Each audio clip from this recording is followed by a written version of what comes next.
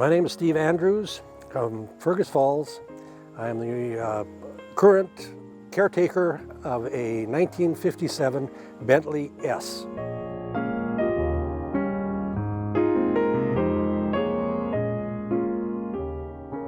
They were made from 1955 to 1959, and there were about 3,500 of them made.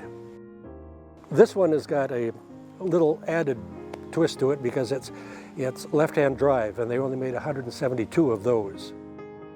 It was about $13,000, and the equivalent Cadillac at that time, or a top-line Cadillac at that time, was about $5,000. So it was pricey.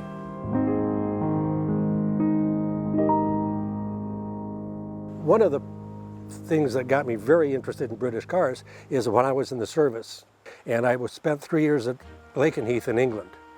And so I would see things like this. And there was a Rolls 2025 that a major on base had.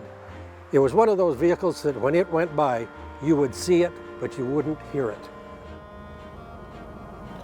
Yeah, this is pretty much like the quiet that you kind of expect from a Bentley.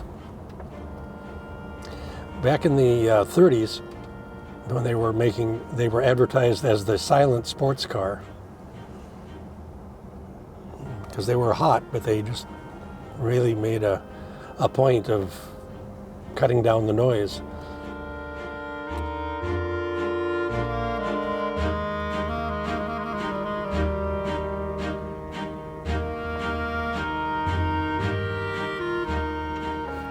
But they would say, if you want to be driven, buy a Rolls.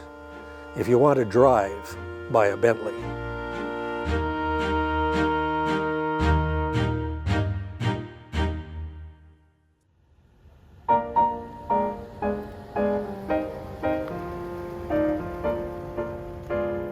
Rolls-Royce owned Bentley since 1931.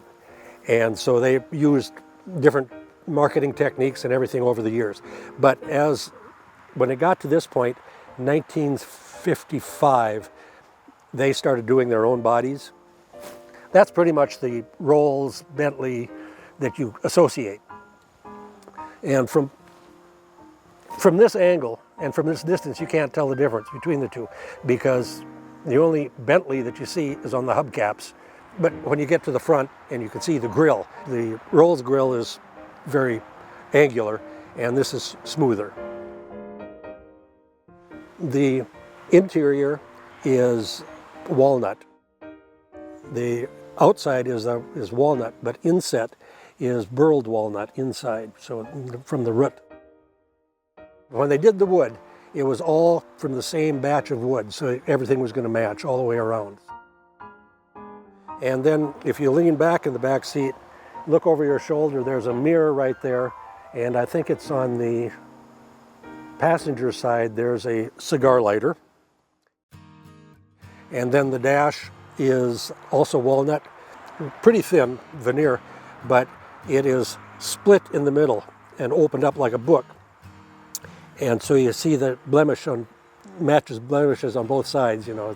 And the gauges, the speedometer, starts from the top and goes around and comes in. But it is in inverse, going from 0, 50 to 110, looping the opposite way than what you expect. But the gas gauge has got an interesting twist to it. And there's a button, you punch that button and it tells you the oil level of the sump. They had all sorts of neat things. Another thing that differentiated a Rolls from a Bentley is that on a Bentley, this is the correct paint job, with the shell gray just doing the roof or the hood and the boot, or the roof and the trunk. On a Rolls-Royce, the shell gray would have continued on the top of the bonnet.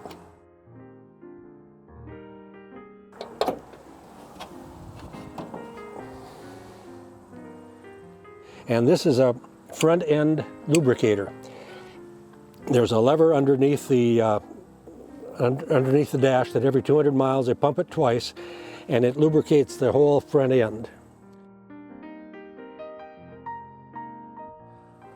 Windscreen wiper. This is an oil bath